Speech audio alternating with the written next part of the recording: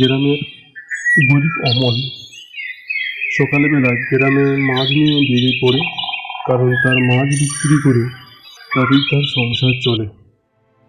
মাছ নেমে গো, মাছ, টাটকা টাটকা সব মাছ হবে, মাছ নেমে, মাছ বলে অমল মাছ নিয়ে গ্রামে ঘুরে ঘুরে সে মাছ বিক্রি করছিল। হঠাৎ তার এক বড় বিপদ চলে এলো। গ্রামের শেষ সেই বটতলার কাছে, সেখানে ওই বটগাছের উপরে এক মিছু ডাইনি কোথা থেকে এসে তার উপরে ঘিরে ধরলো। তুই এখান দিয়ে মাছগুলো যেতে পারবে না, তুমি সব মাছ আমি খাবো, আর না তুই তোকে ঘাড় মটকে দেবো, আর তোর কাঁচা রক্ত পান করবো।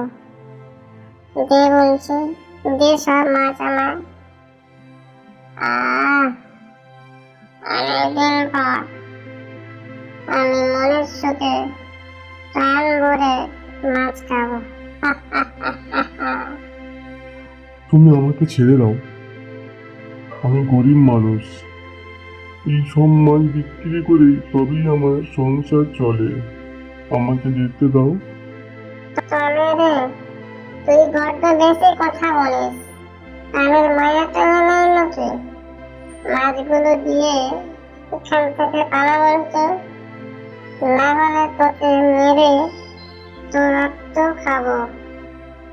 না না না না, আমায় বেরো না, আমার সব মাছ তুমি নিয়ে নাও আর আমাকে ছেড়ে দাও। আমার বাড়িতে বউ ছেলে সবাই আছে বলে অমল কোনো রকম ওই ডাইনির কাছ থেকে পালিয়ে বাঁচল। আর ওই দিকে ডাইনি সেই সব মাছগুলো মনের সুখে খেতে লাগলো।